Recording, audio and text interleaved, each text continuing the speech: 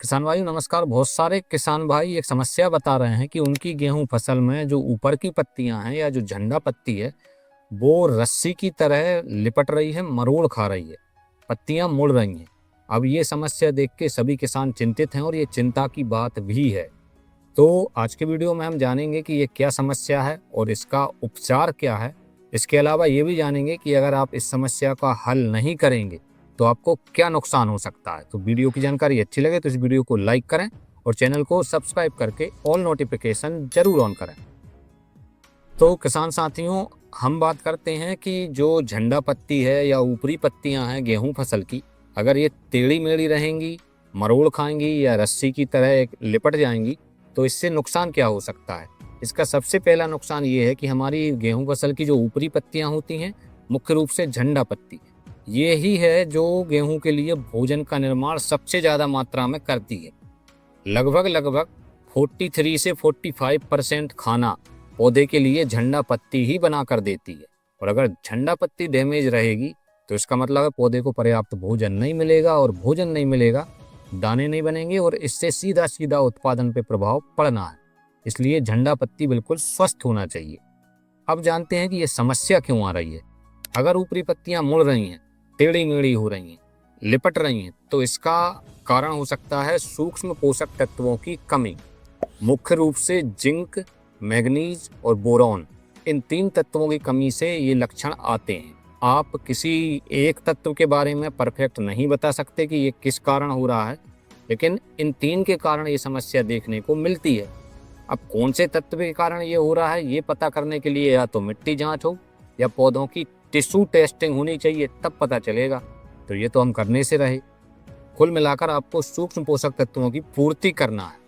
अभी 90% किसानों की जो गेहूं है वो 60, 65, 70 दिन इन अवस्थाओं के अंदर अंदर होगी। इसी समय पर पोटास की भी जरूरत होती है और अगर उसकी कमी होती है तब भी कई समस्या आती हैं। तो आपके पास सबसे अच्छा उपाय है कि आप मिक्स माइक्रो न्यूट्रिएंट का स्प्रे करें, जिसमें बोरोन भी है, जिंक भी है, मैग्नीज भी है, मैग्नीशियम भी है, कॉपर भी है, लोहा भी है। ऐसे कई सारे सूक्ष्म पोषक तत्व एक ही प्रोडक्ट में मिल जाते हैं। उसे बोलते हैं मिक्स माइक्रो न्यूट्रिएंट। लेकिन बोरोन की मात्रा जो है वो थोड़ी अधिक चाहिए होती है बाकी तत्वों से। और कारण एक और ये भी है कि सबसे ज्यादा मुख्य कारण झंडा पत्ती मुड़ने का बोरोन ही होता है। इसका मतलब हमें मुख्य रूप से बोरोन की पूर्ति करना है। तो आपको ये करना चाहिए कि मिक्स माइक्रो न्यूट्रिएंट भी दे दीजिए और बोरोन 20% ये भी दे दीजिए, साथ में NPK 0050 ये भी दे दीजिए। तीनों का घोल बनाकर आपको स्प्रे करना है। लेकिन अब यहाँ आप सावधान हो जाएं, एक सावधानी आपको रखनी है। अगर आपने मिक्स माइक्रो न्यूट्रिएंट भी दिया, बोरोन भी दिया और 0050 भी दिया और मात्रा अधिक हो गई तो पत्तियां जल जाएंगी, गंभीर नुकसान होगा। तो इसका उपाय क्या है?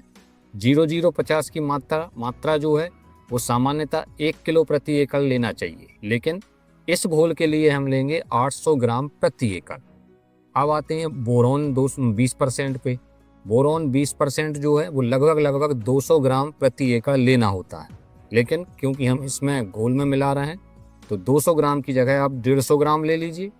इसके अलावा मिक्स माइक्रो न्यूट्रिएंट ये लगभग 100 से 150 ग्राम प्रति एकड़ के हिसाब से जाता है, तो इसकी मात्रा भी कम कीजिए। इसको आप 80 ग्राम 90 ग्राम इतना ले लीजिए 1 एकड़ के लिए। इनको लीजिए, 0050 का भी घोल बनाइए, मिक्स माइक्रो न्यूट्रिएंट का भी बनाइए और बोरोन का भी बनाइए। तीनों घोल तैयार कीजिए, एक साथ पंप में डालिए और अपनी फसल में स्प्रे कर दीजिए। स्प्रे करने से पहले छोटे से बर्तन में ये घोल बनाने से पहले टेस्ट कर लें, थोड़ी थोड़ी मात्रा तीनों की लें। छोटे से बर्तन में घोल करके देख लें घोल फट तो नहीं रहा, गाढ़ा तो नहीं हो रहा, घोल में कोई गर्माहट तो नहीं आ रही।